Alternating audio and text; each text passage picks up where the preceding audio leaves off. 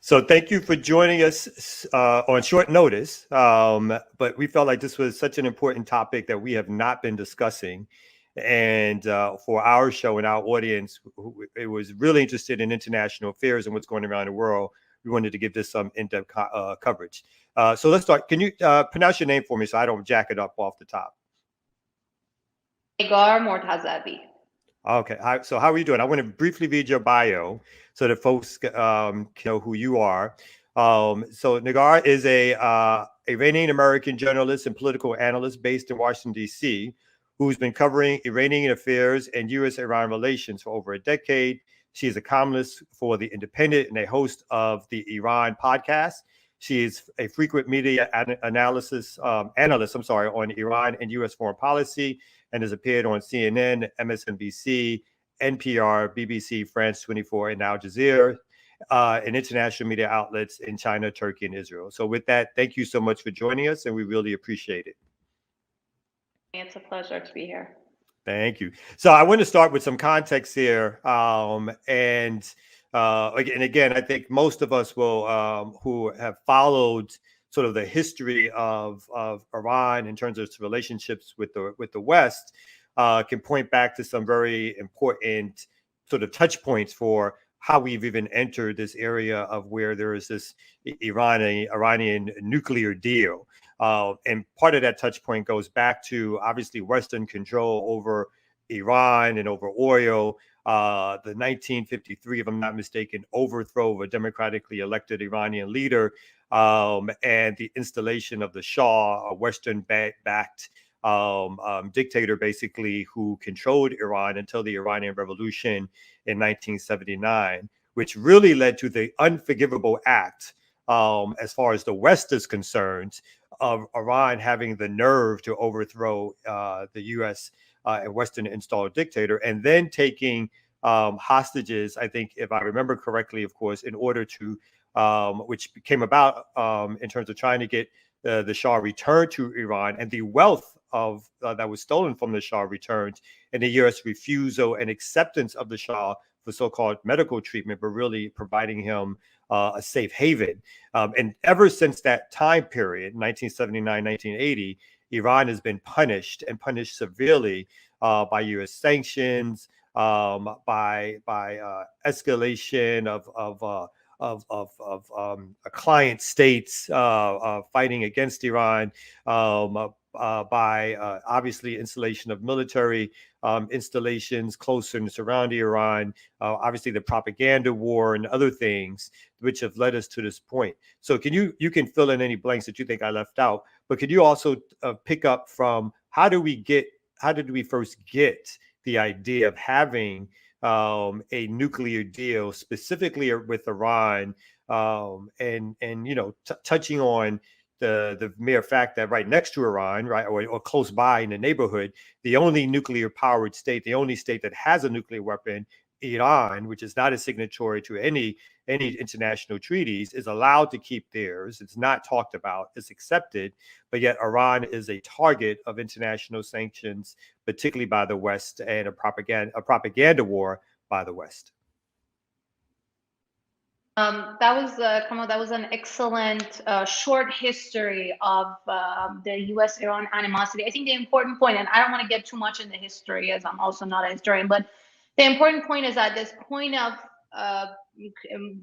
where we are today didn't start with the 1979 revolution, which is where most Americans have the memory of U.S.-Iran political animosity. It really goes back to the 1953 coup in the psyche of the Iranian side. But back then, the things that were happening over there, didn't have much impact on American life. And Americans really don't know so much about that background and the history. Everyone knows about the hostage crisis, the inhumane and abhorrent period that happened to U.S. diplomats at the U.S. Embassy. But I think on the American side, people don't really hear about the background of all of that and what happened about 2 decades before the revolution was brought up. And again, the two sides of, but we have to remember, and this, I have to remind this to both Iranians and Americans, because each side tends to forget that it's a two two-sided fight. And each of the two, Iran and the US, have a long list of grievances that they tend to only air their own side of the fight and disregard the other side's grievances, list of grievances. And coming back sort of to where we are today, as your audience may know, under President Obama, I think there was a fresh start really to the US-Iran animosity.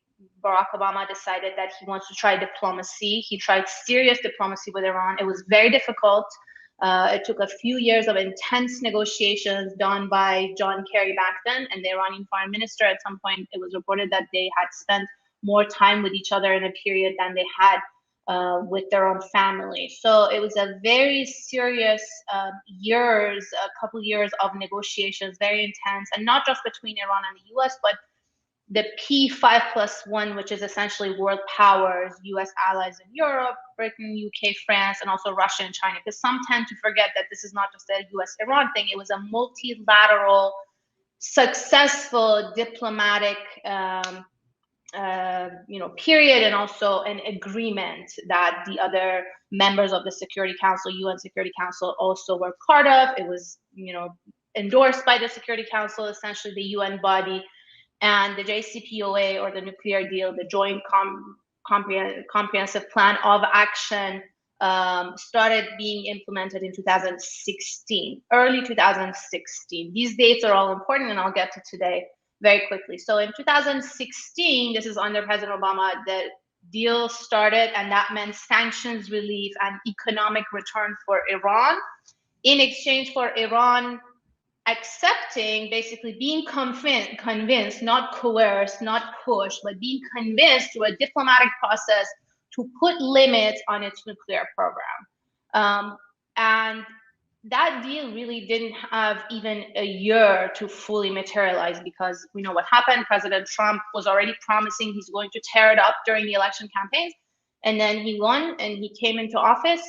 And in 2018, the United States pulled out of this deal. This was an agreement that was, done, as I said, over years of intense negotiations. The United States signed it, they agreed, they shook hands in public, lots of photos, and the US just pulled out because President Trump was not happy that his predecessor, the other president, had signed this deal. Not the contents of the deal, really, but just the fact that this was a deal that was Obama's deal. It was a legacy of Barack Obama, a foreign policy legacy, really, in the Middle East of Barack Obama. He tore it up. The US pulled out of the deal, and he promised a better, stronger, longer, this unicorn, non-existent deal that never materialized. President Trump couldn't even get to one set of negotiations with the Iranians. And he instead replaced it with this campaign of maximum pressure, as they called his Iran policy, both in rhetoric and in action. He imposed crippling economic sanctions on the country, which imposed real economic harm, mostly to the Iranian people, average middle class, working class, vulnerable parts of the society are suffering from US sanctions. So in that sense, US sanctions have been effective in inflicting pain to ordinary Iranians. But it did not achieve any policy goals, any stated policy goals by the Trump administration itself. It didn't bring Iran back to the table. Iran continued its, as they call, belligerent or problematic regional policy. Iran is as strong, if not stronger, and more aggressive in the region. The animosity towards US allies still exists, and Iranian domestic politics also took a more hardline direction as a direct result of this maximum pressure from the outside, which not only included sanctions, but military escalation, the assassination of a top Iranian general by the United States, the assassination of a top Iranian nuclear scientist by Israel.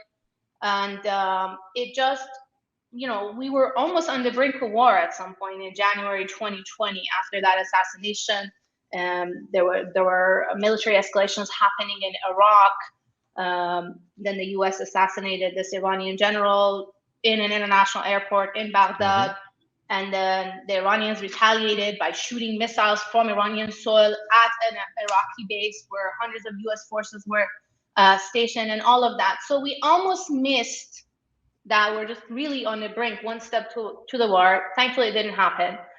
And now we're here today. And I just want to remind the past sort of, 9-10 months since the beginning of the Biden administration, towards the end of January, President Biden criticized Donald Trump for pulling out of the deal. Senior members of his administration were involved in negotiating this deal under the Obama-Biden administration.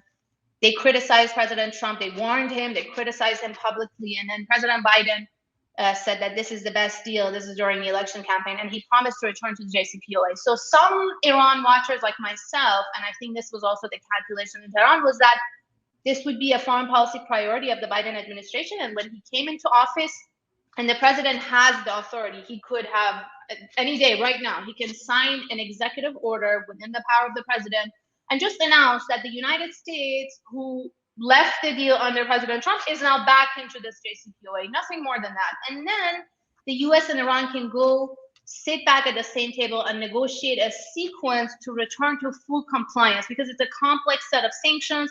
Iran has expanded its nuclear program. They've done this sort of nuclear escalation to gain leverage for their own in the negotiations. But it's almost, end of the year. We're in mid-December now, and that hasn't happened. The administration has changed in Tehran. There was a moderate administration, sort of the end of the Rouhani term. It was the same people, the same team who negotiated the deal with the Obama-Biden administration. So it would have been so fast and easy if the US side, the Biden team, had done it with the moderates in Tehran. That didn't happen. There was a delay in negotiations. The US didn't go back to Vienna until April, I believe, so a few months later. And then there was an election in Tehran in June, a presidential election. And now there's a hardline, ultra-conservative president in power who started in August. And we just saw the first round of negotiations in Vienna, where the Iranian team, the hardliners, came in with maximalist demands, which was really according to script, as many of us had predicted. And we should also point out that, as you stated, the sanctions were put back on Iran, even though Iran stayed in the deal for another year after Trump basically canceled the deal, working with the Europeans, who were supposed to provide some kind of alternative economic relief, but also dragged their feet and never did, but continued to expect Iran to abide by a deal which was violated by the United States. And then basically the European partners in particular really dragged their feet in terms of providing any alternative economic relief that was supposed to be promised. So Iran stayed in that deal a year longer after the United States broke away from it. And also, when Biden came in, like you said, he did not lift any sanctions of any significance whatsoever and let this negotiation drag on. So here we are now, and the U.S. is now asking for an extension of the years that the deal is under. So can we talk a little bit about what is it that the United States is demanding, as opposed to just returning to the deal the way it was? It's the United States who's also putting on extra demands for Iran to return to a deal which it didn't exit in the first place. This is a very important point, Kamud, that you make, and it's not very well explained in the media on this side. Iranians know this very well. They know their own side. But Iran has stayed in the deal to this moment. They haven't left this deal. They have reduced their compliance, because sometimes you hear from Western officials that Iran has to return to the deal. They are still in the JCPOA, but within the limits of the deal, they have expanded their nuclear program, sort of pushing the limits, but short of leaving the actual deal. So they're in reduced compliance, but they're still in the deal, whereas the United States is outside the deal. President Trump very publicly announced that, and is in full non-compliance or full violation of the deal. As you said, they have imposed sanctions that not only inflict economic pain on the population, also add to that COVID. The whole world is dealing with this pandemic, which took a big toll on every economy. And Iranians are one of the few societies who had to have, to this day, deal with this pandemic under crippling sanctions. And also, let me mention that Iran has been the epicenter of the pandemic in the region, in the Middle East. It was one of the first countries where the virus was introduced to because of their direct relations with China, and it's been the epicenter. So it's been really, really difficult and frankly inhumane. You've had calls from senior UN officials, United Nations, from the I believe human rights rapporteur, from the Secretary General, really asking the United States to sort of ease the sanctions in a way that at least these few countries, that's not only Iran, but the few countries that are under US sanctions can breathe and be able to deal with this pandemic. Which knows no borders, as we know. So it doesn't matter if you're an ally or you're a foe, the virus is going to travel beyond your borders across the region. But right now, I think we're a little bit unclear as far as, I think we know what Iran wants. Iran wants sanctions relief, and there's disagreement on what kind of sanctions to be lifted, because the Iranians say anything that President Trump imposed as far as sanctions after he pulled out of the nuclear deal is really a violation of the deal. What the US side, the Biden administration, is trying to argue is that some of these sanctions are related to the nuclear program, and they clearly state that. So those are, yes, in violation of the nuclear deal. Some sanctions are not related to the nuclear program, so therefore they're not a violation of the deal. They're just, our everyday keep sanctioning Iran sort of policy, which has been really going on in Washington for about 40 years. But the problem is that the Trump administration knowingly built this sanctions web really as a landmine for the Biden administration to exactly create this situation to prevent a clean and easy return to the JCPOA, so that they would have to sort of make this argument that this is nuclear related, that's not nuclear related then. But at the end of the day, all of these are entangled. So one part of the disagreement seems to be from both sides on exactly what sanctions and when to be lifted. Again, as negotiators and diplomats always say, nothing is agreed until everything is agreed. So we hear this drip, drip, drip of news, but this is sort of the big picture of one part of the disagreement. The other part of the disagreement is that each side is telling the other to go first. The Iranians are telling the US, you left the deal, so at least come back into the deal and start doing like a goodwill gesture so that we can trust that you really want to return to full compliance with the deal. And then we'll go as a sequence. Or with the previous team, the moderates, at some point they started talking about going simultaneously, but not first. So at least they agree on something and then they start implementing it together. It seems like the US side, even though they don't publicly really communicate it, but it seems like the US is also telling Iran to go first.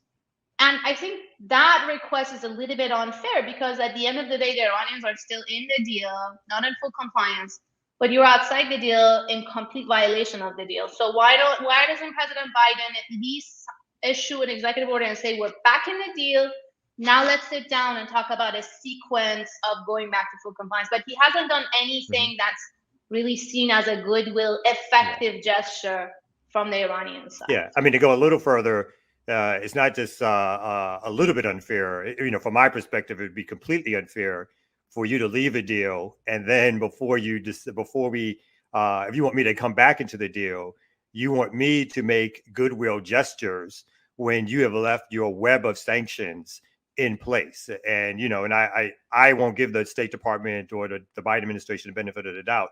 I think they clearly can lift all those sanctions, right? The ones that supposedly are not related to the nuclear treaty, and the ones that are, they have those choices to do enough to show Iran that it has an interest in restating or recommitting to this deal. I want to quickly switch to the role of China and Russia, because it feels to me one reason Iran does feel somewhat more emboldened to say, we may not have to come back to this deal to please these Westerners, because China and Russia, and China probably to a greater extent in terms of buying Iranian oil, have seemed to also signal that they see the unfairness and obviously the hypocrisy of the West in trying to compound sanctions. And also they've been themselves victims of Western sanctions.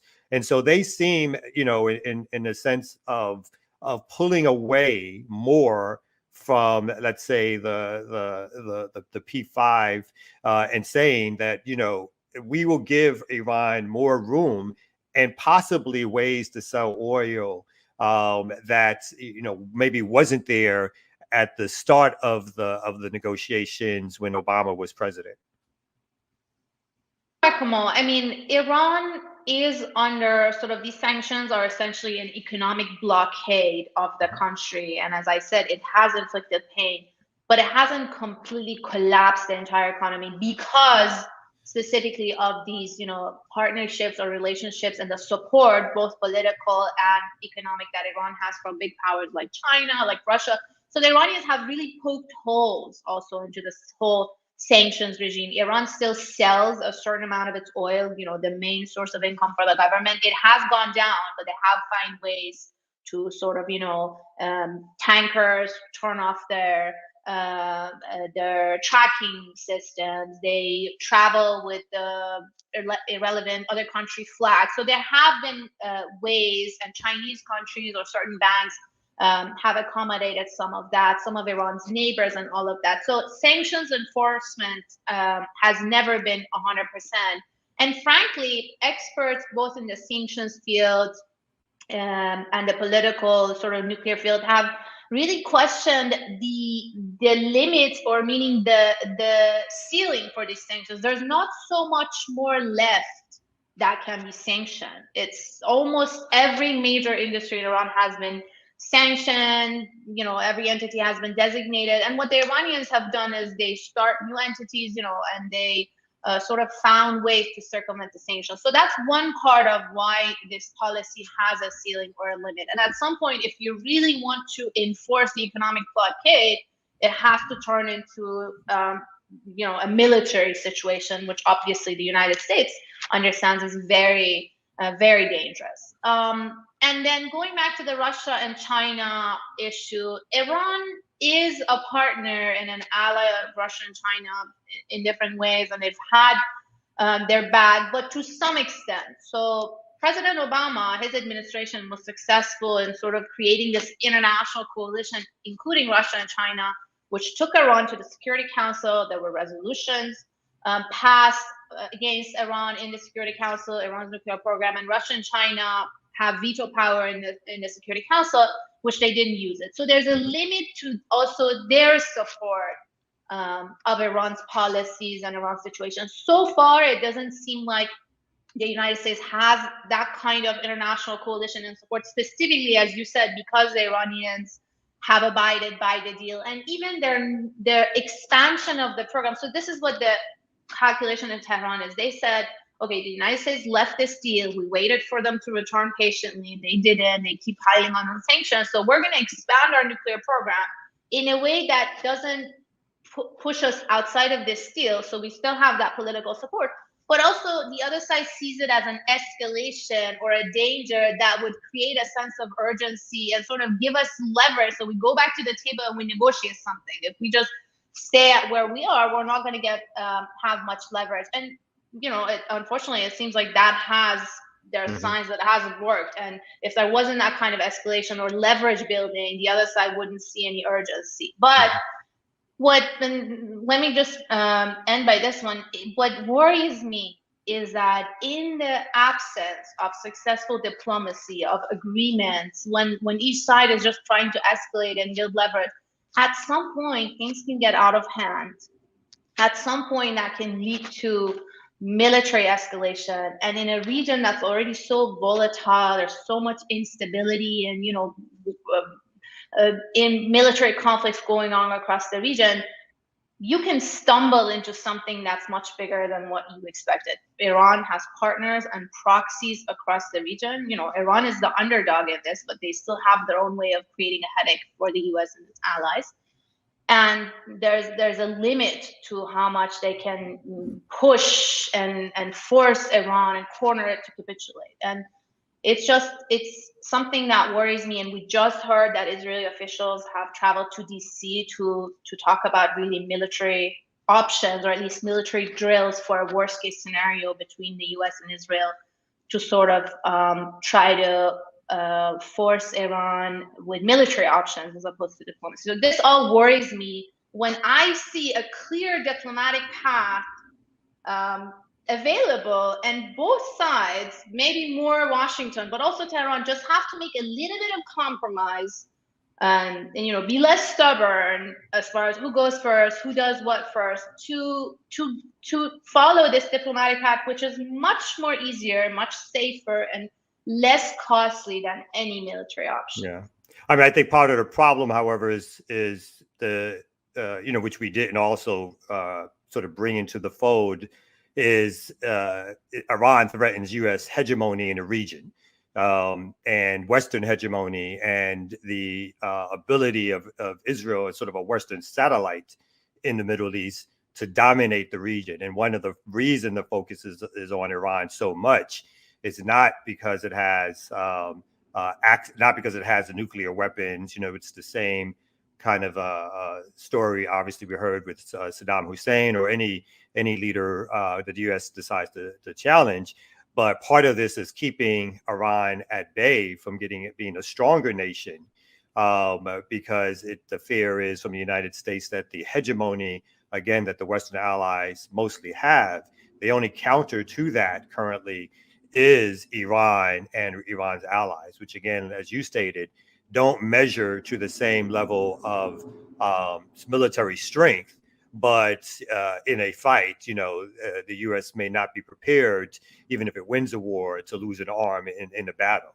So I think that part has to be said in terms of, again, why the sanctions are there, and why the use of the sanctions as a propaganda tool in terms of Western audiences, the use of the sanctions and the threat of Iran supposedly being after a nuclear weapon becomes so powerful as a weapon for the sort of propaganda game, and keeping citizens in check, and saying, of course, Iran is the one who has to move first and do this because they are threatening us as a country.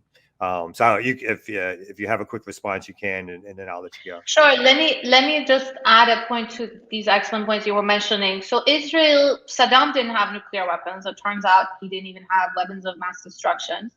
That war, the invasion of Iraq, was built on a lie. Israel is the only country in the region that has nuclear weapons, but it's not acknowledged. It's not talked about. It's sort of the elephant in the region.